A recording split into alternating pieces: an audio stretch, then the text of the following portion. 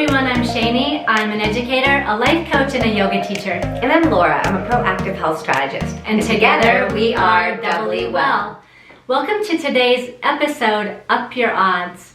We're talking about a concept called epigenetics today. And essentially we're talking about turning on or turning off your genetic potential or your probability. Yes. Laura, tell us more about that. Yeah, so just like Shani said, epigenetics is basically we have our genetics, which we get from our family, our parents, our grandparents, etc. down the line. But those genetics can be either turned on or turned off by your environment.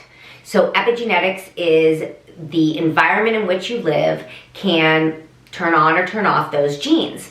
And therefore, you can create a different life than what your genes may say about you, and your lifestyle and who you are and how you play out can turn on or off those genes. So let me give you a little example. So for instance, my husband's father passed away when he was 42 years old.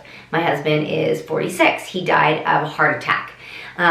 He had different, he created a different environment than his father did. So his father was a smoker, and he also was overweight. He didn't exercise. He didn't take care of himself. And back in the 70s, a lot of people didn't do any of that stuff. But my husband, who was in the military, he has exercised always. He's always lifted weights. He doesn't smoke. He takes care of himself. He has changed that environment, and therefore he has surpassed the having a heart attack. He also doesn't stress like he has told me his father did. So there's a lot of changes that he made in his own environment that turned off that genetic disposition that he could have died of a heart attack at a young age, which I'm grateful for. Right? So to simplify, epigenetics is the study of how predisposed you are and your potential to not have negative health things happen to you by choosing a healthier lifestyle. Yes. Right. And here's a little caveat to that. If you change your lifestyle, how does that potentially affect the generations to come? So if you're modeling healthy eating and good exercise habits and reducing stress in your life and working on your own personal development and health, and your children or other people in your family are watching you and they're changing their habits, essentially that makes it even easier for them to not be as predisposed because they're doing the things that they need to do to have the best outcomes with their genes. Yes. It doesn't mean that you don't carry the genes. It means that you're affecting how likely they are for you to get a disease. Correct. Right. Yeah, and that can go down generation to generation to generation to generation to generation. And they say it takes one generation to change patterns. For instance, alcoholism, there's a lot of study around that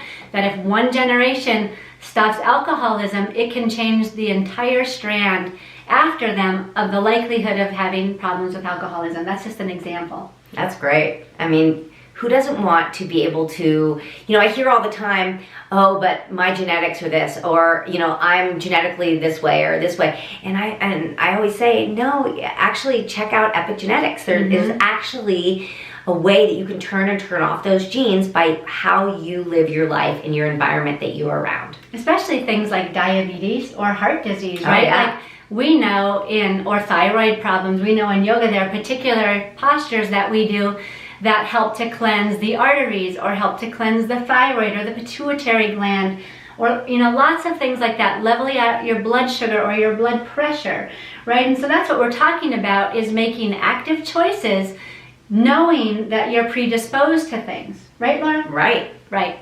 I want to give you a quick example for myself. Last week I went to the doctor. My doctor actually called me and said, "You haven't been in for almost 3 years." And I said, "That's right." And she said, "Why not?" And I said, "Because I feel amazing." And I went in, and essentially the short of the story is, she said, "You're the exact same weight, you have the same blood pressure, you have the same heart rate, and your lungs are clearer than when you were in almost 3 years ago. What are you doing?" And I said, "I'm eating the best I can, and I'm exercising in a way that I think is beneficial to my body." And she said, you know, you're essentially not aging. Like your vitals are showing that your body is maintaining youth. And to me, that's really exciting because I don't want to get old. I don't want to lose my memory. I don't want to get slow. I don't want to lose my balance. I don't want to lose any of my agility or strength or flexibility or anything that I have worked to create in my life. I want to wake up feeling good every day of my life. And when you eat well and you sleep well and you exercise in the right way for your body, you really can maintain youth a pretty long time. Don't you think, Laura? Oh, absolutely. And again, turn off some of these genetics that you don't necessarily want. Like my grandmother has Alzheimer's. My grandfather had dementia. I don't want any of those things. And I have researched and done what I can to change those genes. Or not change them, not change them, not change them. I'm misspoken. I have turned those genes off so that I do not get those same things because I don't want them.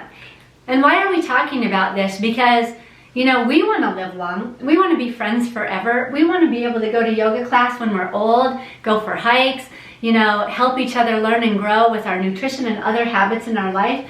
But we also want you to be around with us. We want you to help us grow. We want to help you grow. We want to continue to be a community with you. And that's the whole reason that we do all of these videos, because we care about you. We want to help you. We want to help ourselves. Right. And we want to be a supportive family with you.